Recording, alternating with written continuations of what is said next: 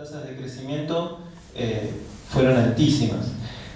Esto se explica primero por todo lo que vimos de cómo se resolvió la cuestión externa, al tener más disponibilidad de recaudación fiscal, porque justamente se había renegociado la deuda, al tener mayor disponibilidad de divisas, al mejorar los términos de intercambio, permitía hacer política hacia adentro de impulsar la demanda, impulsar el consumo, y ese impulso del consumo es lo que permite un crecimiento de la economía, ¿sí? Un poco lo que hablábamos en la primera clase, no sé si se acuerdan, este crecimiento del consumo que impulsa a que el empresario se anime a invertir, a poner su negocio, a tomar deuda para invertir.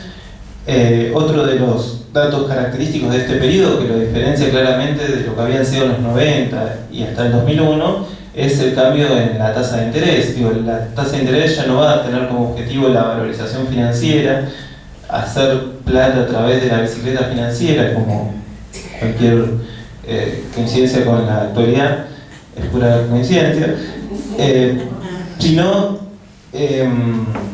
buscar tasas de interés más bajas para que los empresarios se vean incentivados a invertir en cuestiones productivas, ¿sí? Si yo tengo que comprar una elevato o comprar una máquina, y si el empresario, yo tengo que siempre tentarlo que compre la máquina y nunca compre la elevato. Entonces eso se revirtió a partir del 2003 y se buscó que la tasa de interés reflejara mayores inversiones productivas e incluso también más consumo. La tasa de interés como una herramienta para impulsar el consumo, y lo que fueron mucho tiempo después muchos programas financieros como ahora 12, etc. El gobierno kirchnerista va a tener superávit gemelos, lo que es el primer gobierno de Néstor Kirchner, es decir, va a lograr tener superávit en el sector público, ¿sí? Lo que recauda va a ser mayor que lo que gasta, y también va a tener superávit en el sector externo. Tiene ingresos que las exportaciones son mayores que las importaciones. Y están muy vinculadas esas dos cosas con todo lo que explicamos recién de la deuda, ¿sí? Cómo se renegoció la deuda que permitió tener esas posibilidades. Va a haber entre las políticas siempre la idea de expandir los ingresos. En esto va a ser clave el tema de las paritarias libres. De 2003 a 2015 los salarios en términos reales crecieron tanto de los registrados como de los no registrados, un 50%. En términos reales quiere decir el poder adquisitivo de ese salario. No importa, digamos, el tema de la inflación, sino cuánto yo podía comprar con ese salario en 2003 y cuánto puedo comprar en 2015. En promedio aumentó un 50%, lo cual es muchísimo, ¿sí? Un trabajador se puede comprar la mitad, más de la mitad, es decir, agrega 50% de lo que se podía comprar antes, ¿sí? En promedio, ¿sí? Y también se va a ver en otros indicadores como la caída del desempleo entre puntas, es decir, entre 2003 y 2015, del 17,3 al 6,5. La pobreza y la indigencia. Fíjense que recientemente Macri sacó un nuevo, hizo un recálculo de la pobreza con nuevas exigencias para medir la pobreza, y eso le daba alrededor de 30%, un poco más de 30%.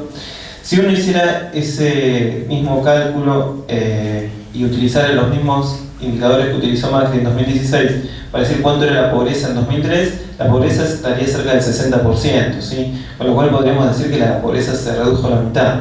Esto lo que quiero decir es, si uno compara ese mismo indicador, lo trae, que se construyó en 2016, lo lleva hacia atrás, te da que con ese indicador de pobreza tenías casi un 60% de pobreza contra 30 que se tiene ahora. Aumentó en el 2016 porque había bajado el 30% en 2015, pero así todo, digamos, teníamos indicadores de pobreza altísimos, y lo mismo de indigencia, se pasó de 25% a 5%, ¿sí? En 2015. Es decir, ahí, con estos indicadores sociales entre puntas, quiero decir, entre 2003 y 2015, que se toman muy sin hacer un análisis muy profundo de lo cualitativo, solamente viendo los indicadores, uno puede ver cómo mejoró todo lo que sería la cuestión social.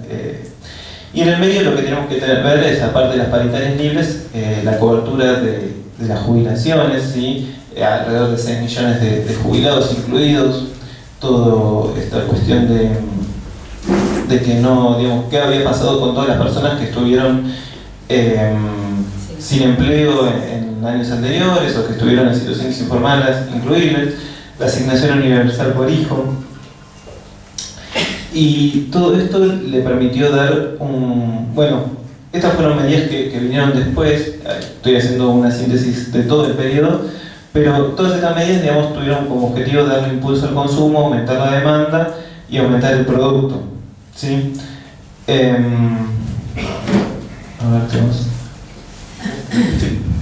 O sea, acá hay otra cosa importante, o sea, quedó claro entonces que, digamos, el hecho cierto de que el aumento en los términos de intercambio fuera importante hasta el 2008, después ya no fue así, de ninguna manera explica el mayor crecimiento de la Argentina respecto a otros países, porque el elemento que introduce él, que tiene que ver con las políticas internas, es absolutamente decisivo para generar un crecimiento mayor. Es decir, todas las políticas de estímulo a la demanda, ¿sí? Todas las medidas pro consumo que se tomaron en esos años, reforzó el proceso de crecimiento.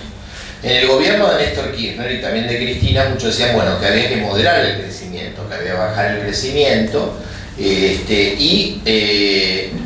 en el medio de esa discusión se produce la crisis internacional del año 2008, ¿sí? Y ahí la decisión del gobierno fue, digamos, a diferencia del enfoque neoliberal, que hubiera dicho, bueno, ante una crisis hacer ajuste, ¿sí? Devaluar o subir los impuestos o bajar el gasto o cualquier medida de corte neoclásico, neoliberal. El gobierno dijo, no, hay que estimular la demanda y tomar toda una serie de medidas para proteger el crecimiento de la recesión importada que viene de la crisis internacional, que vamos a ver en detalle la próxima semana. Y acá hay un enfoque importantísimo y de diferencia respecto a lo que son los políticos neoliberales, incluido este gobierno. O sea, en general, en los gobiernos de derecha o neoliberales, que se dice, bueno, para que un país crezca, ¿qué hay que hacer? Hay que dar señales al exterior para que venga la inversión extranjera, y con la inversión entonces va a crecer la economía y eso. Y respecto al tema distributivo, ¿sí? Primero hay que crecer y después viene la fase de distribución, que nunca llega, por supuesto. Eso es lo que exactamente ustedes conocen como la teoría del derrame. La concepción diferenciada, digamos, absolutamente diferenciada del gobierno anterior, sí, que para remontarse a algo parecido habría que ir al muy efímero periodo del ministro Grispum en el primer año de Alfonsín, y que después, cuando el FMI pide su cabeza a principios del 85, Alfonsín inicia una fase más ortodoxa, aún, digamos, en la fase del Plan Austral. Al contrario, no hay que hacer ajuste, hay que expandir la economía, hay que poner el conjunto de las políticas, la política de tasa de interés que no sea alta, la política fiscal. O sea, ¿por qué el superávit fiscal se achica? Se achica porque el contexto internacional es otro, y entonces se usa ese margen fiscal sin caer nunca en una situación de déficit fiscal insostenible que tenga que ser financiado con deuda, ¿sí? Porque en el momento, digamos, de mayor déficit del año 2015, el déficit primario, que llega a 2 puntos en el año 2015 aproximadamente, es un déficit absolutamente financiable y mucho menor al déficit que tenía Alfonsín. Pero no es un déficit producto del ajuste o un déficit de la irresponsabilidad. Es un déficit deliberado producto de hacer lo que se llama políticas económicas anticíclicas. Es decir, lo que permitió a la economía argentina recuperarse en el 2010, 2011 y 2012, recuperarse después en el 2015, de la fuerte caída en el precio de la soja que hubo en el 2014 y de la evaluación del 2014 fue precisamente todas las políticas públicas que soportaron el crecimiento. Y después está otra cosa que seguramente Marcelo comentará, pero lo introduzco, que hay otro racional acá. Nosotros hasta acá estamos hablando de crecimiento nada más. Pero hay otra cuestión, ¿sí? O sea, hay una cuestión empírica que hoy hasta el Banco Mundial reconoce que para crecer hay que atender a la cuestión redistributiva. Pero hay también una cuestión, yo diría, reparativa o de la deuda social. O sea, Marcelo mencionó los indicadores de pobreza y empleo. O sea, básicamente la Argentina estaba en una profunda crisis social en el año 2002 y 2003. Todos lo recordamos. Entonces, acá hay un doble carácter. O sea, en primer lugar, la política de reparación fue una política racional de sostenimiento de la política económica. O sea, el procrear, el progresar, o sea, cada política denunciada, ¿sí?, era formulada por dos razones. Voy a decir la segunda primero, no la primera. La segunda era que era lógica económica pura, era expandir el consumo ante una recesión importante. Y la primera, digamos, tiene que ver con el sentido de la política, o sea, es una cuestión ética, independientemente del crecimiento. O sea, la discusión racional uno se la gana porque cuando hacen políticas de ajuste y bajan el consumo, ¿sí?, la economía no crece. O sea, aún desde la discusión eficientista, las políticas de estímulo a la demanda son las lógicas para un país como la Argentina y son las que aplican, si recuerdan las primeras discusiones, los países desarrollados. Cuando Estados Unidos le impactó la crisis del 2008, ¿qué hizo? Empezó a emitir dinero, a tener un déficit fiscal fenomenal. ¿Para qué? Para poner la economía en crecimiento. O sea, no hizo lo que el FMI le dice que hagan los países. Hizo lo que hizo la política como hizo en los años 30 Roosevelt, ¿sí?, la política keynesiana. Pero hay otro tema que tiene que ver con el para qué de la política, ¿no? Entonces, la política de consumo popular y redistribución del ingreso progresiva es una política de beneficiar a los sectores populares, de beneficiar a los sectores postergados. Tiene que ver con cambiar una matriz de injusticia y de pobreza en la Argentina, ¿sí?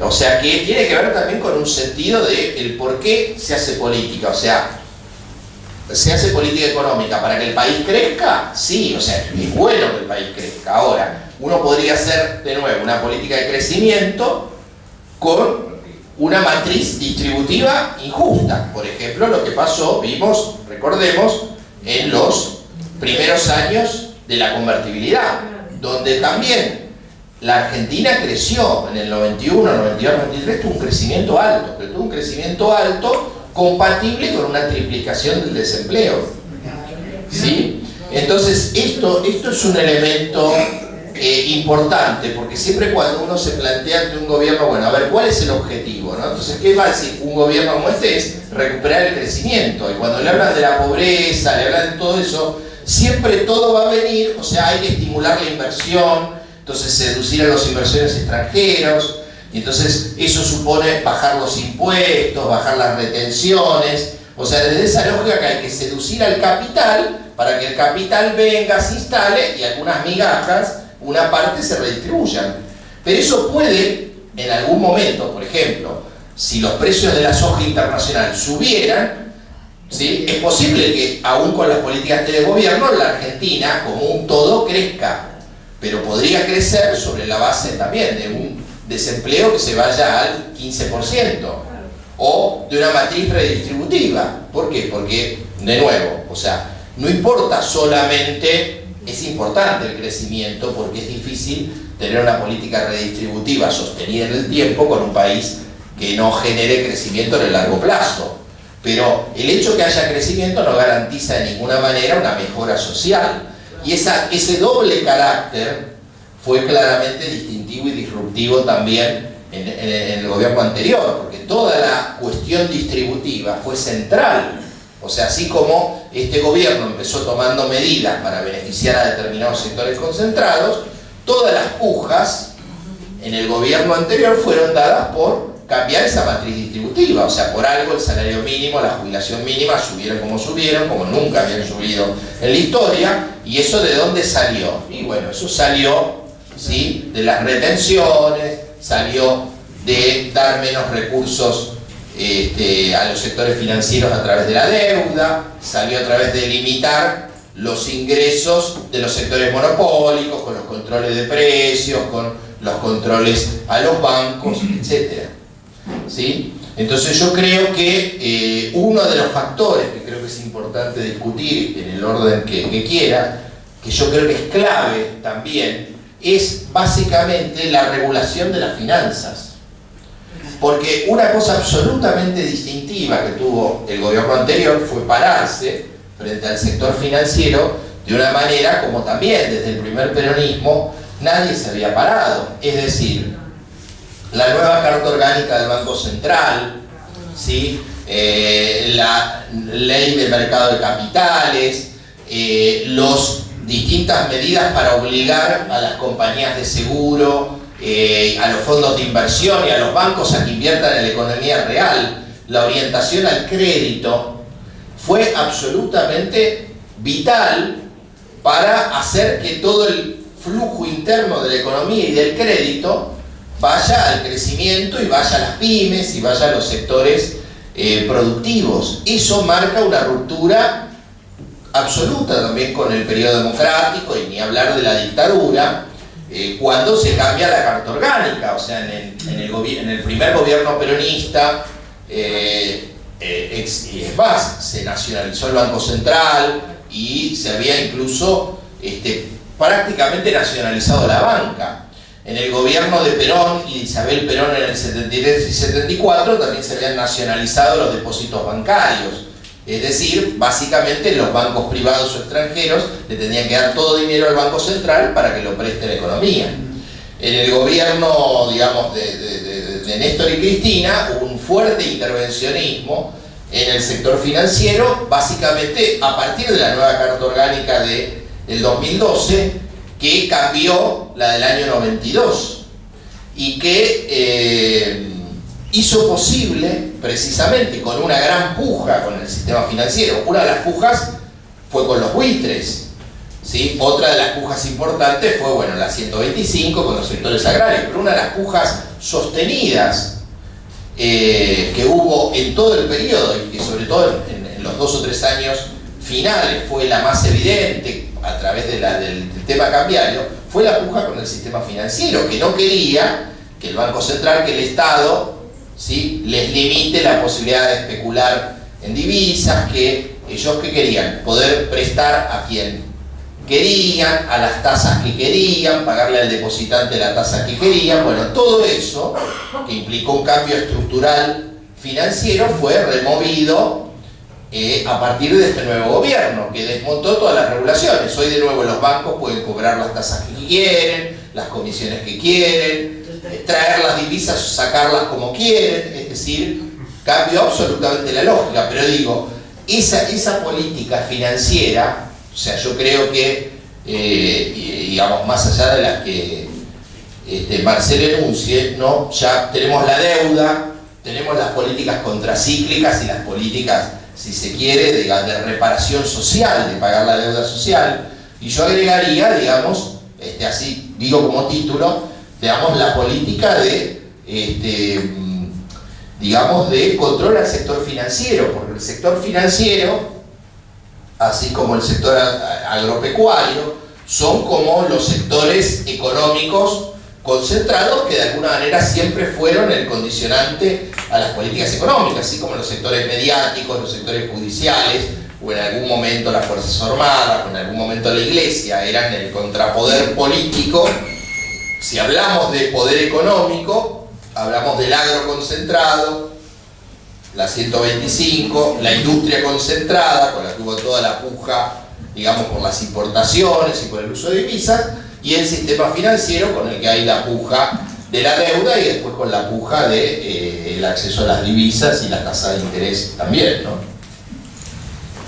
Sí, avanzando un poquito más cronológicamente, vamos a separar, digamos, esta primera etapa de Néstor Kirchner, podríamos decirlo, que digamos, no es necesariamente una cuestión que se corta de un día para el otro, ni, digamos, quizás en la primera etapa también de Cristina Fernández, pero en la primera etapa, digo, hubo un crecimiento muy fuerte. Se aprovechó mucho que la crisis había dejado una capacidad ociosa en la industria enorme, porque imagínense que después de la crisis de 2001 tan terrible, no se usaba nada de todo lo que estaba instalado en la industria, ¿sí? Las industrias habían quedado vacías, pero seguían estando.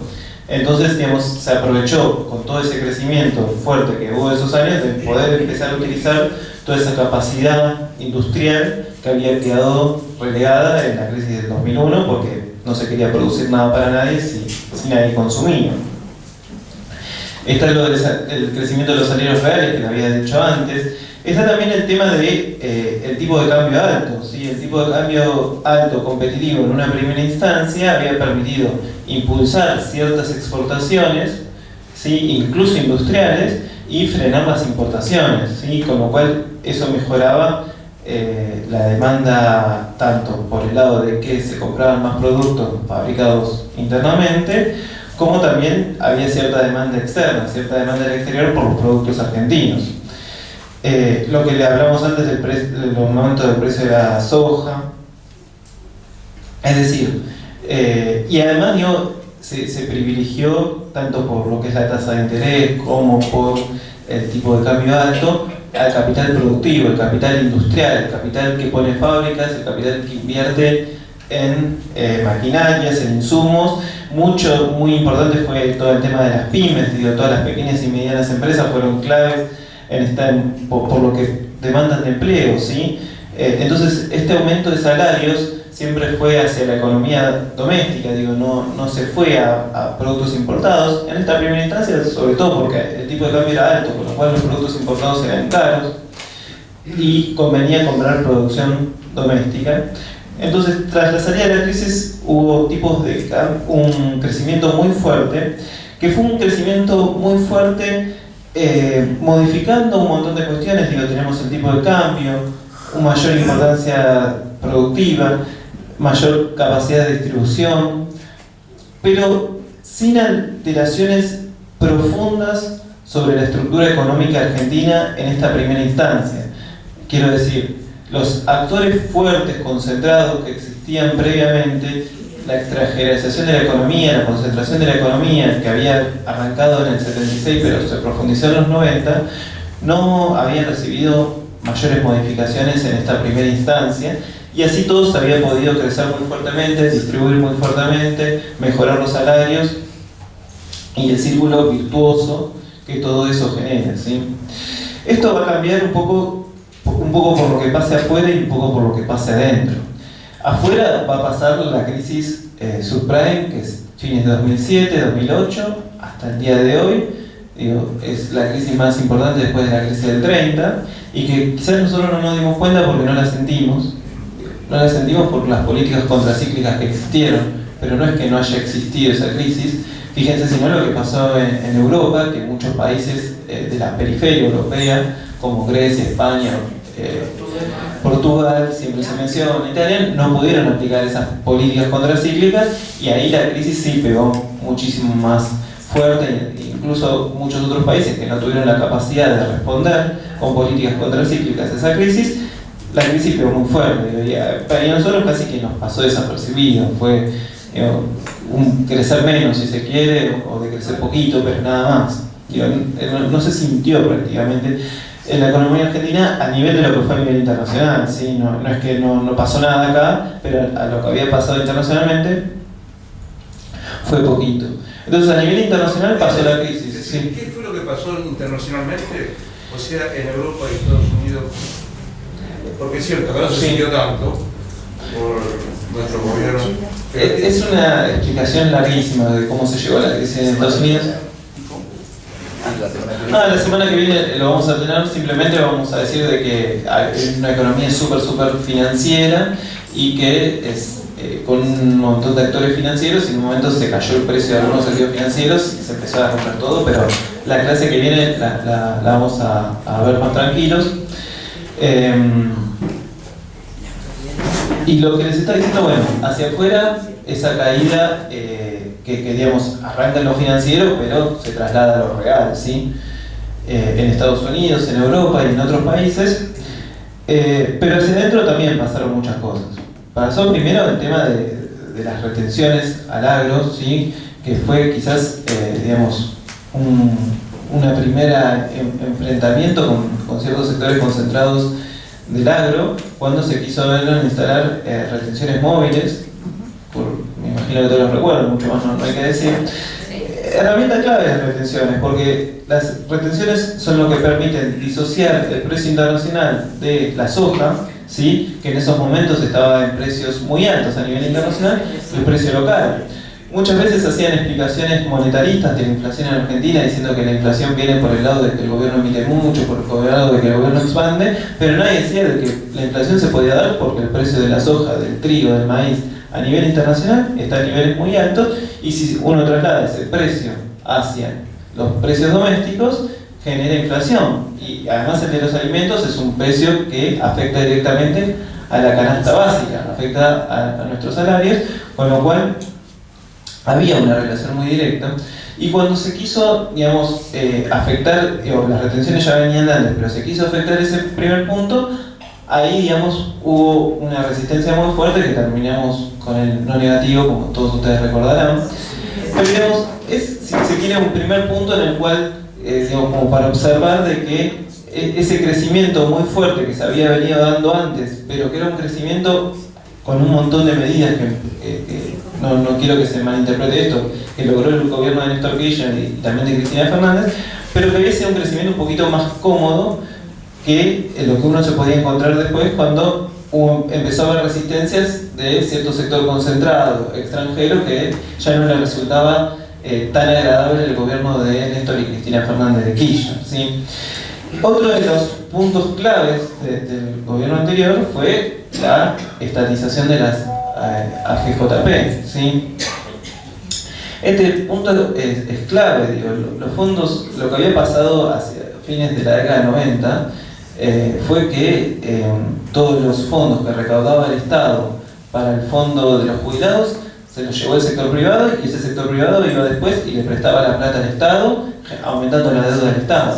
Y cuando uno ve el déficit público, es decir, el déficit del Estado en la década del 90, el momento en el cual el déficit público realmente se viene abajo y se profundiza es con la privatización de las AFJP. Entonces, la cuestión de las AFJP tuvo un montón de ventajas en ese momento y fue una decisión clave. Fue muy importante, primero porque con todos los fondos que se generaron a través de la ANSES se implementaron por un montón de programas, digo, la ampliación de las jubilaciones, la asignación universal por hijo, después el Procrear. Es impresionante la cantidad de programas que se pudieron hacer después gracias a los fondos de la ANSES. Pero también hubo una particularidad de lo que pasó en ANSES, y es que muchos fondos AFJP tenían acciones de empresas privadas, y cuando se estatizó las AFJP, de repente el Estado se empezó a quedar con partes muy importantes, porque cada AFJP tenía un puchito muy chiquito, pero como el Estado se quedó con todas las AFJP, se quedó con partes importantes de acciones de empresas, ¿sí? Y que no es loco que el Estado tenga eso, porque si el Estado se tiene que hacer cargo de las jubilaciones, no tendría nada malo que tenga participación en acciones de empresas privadas que tienen cierta rentabilidad. Pero, digamos, si sumamos esto de lo que pasó con las retenciones, de que cierta parte del sector privado concentrado, rentista, lo vio como una amenaza, esto también fue una amenaza, porque era el Estado que podía llegar a ver los balances, podía tener voz y voto en las asambleas, que fue una pelea muy fuerte, digo, el tema de lograr tener voz y voto en YPF, en Sideral, Techim, y Clarín, y Molinos, y tener voz y voto significaba también, por ejemplo, decir, mira, en vez de distribuir dividendos, me parece mejor que los dividendos se reinviertan. Y eso, digamos, a cierto sector concentrado privado puede que no le guste, esté en desacuerdo con eso, ya es el Estado inmiscuyéndose, si se quiere, en decisiones privadas y no les gusta nada, digamos. Entonces tenemos tanto lo de las retenciones como esto, podemos decir como dos políticas en las cuales se decía, bueno, hasta acá se logró un crecimiento muy fuerte, gracias a una mayor distribución, gracias a un tipo de cambio alto, gracias al aumento del precio de la soja, pero si se quiere seguir con un crecimiento y un desarrollo, porque digo, el desarrollo económico implica también tener empresas con mayor aplicación de tecnología, que reinviertan todo el tiempo, implica generar empleo de mayor calidad.